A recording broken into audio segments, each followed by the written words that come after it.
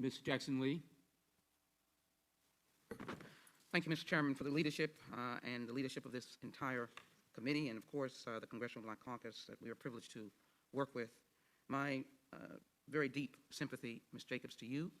No one should die on the streets of this nation, and we thank you for your brother's service.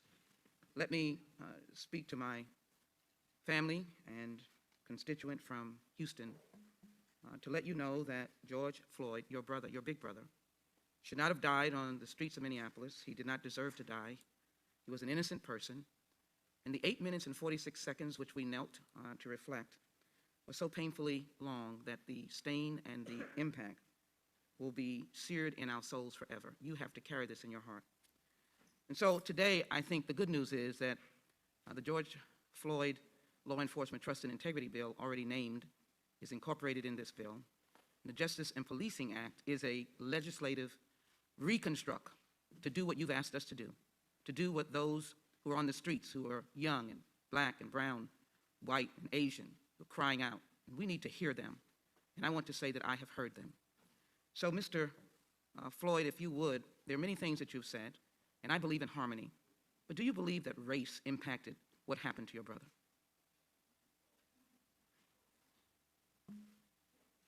I believe, yes, ma'am, I believe that. Because George,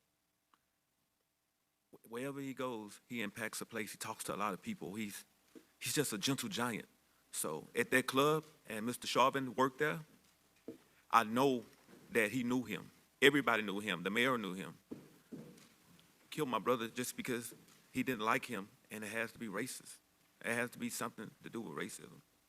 We must get rid of the stain of race. In this legislation is an emphasis on discerning what excessive force is, accreditation. Chief Acevedo, if you can emphasize the importance of having standards and accreditation of the huge numbers of police departments very quickly for us, please. Chief Acevedo, thank you for your leadership. Thank you, Congresswoman. Thank you for your leadership and for your advocacy in Washington. We have 18,000 police departments in this nation with 18,000 sets of rules, policies, regulations, and 18,000 levels of accountability and training. We really believe, I believe, and I can tell you that I believe once we discuss this as a group with the major city chiefs, that we absolutely have to have national standards, realistic critical policies, training regimens, and oversight. And so we are prepared to be part of that conversation. Look forward to the conversation. Thank you. Mr. Crump, you have seen a lot of these cases. You might very briefly for me indicate race, but holding police accountable, taking away this barrier of qualified immunity, but additionally, getting back to consent decrees. If you could quickly respond to that, I have a question for Mr. Butler. But you, and let me thank you for being there. From the litany of names, including Eric Garner and Trayvon Martin, we have been together, and there's a long list that I am not ignoring. Michael Brown, but thank you very much.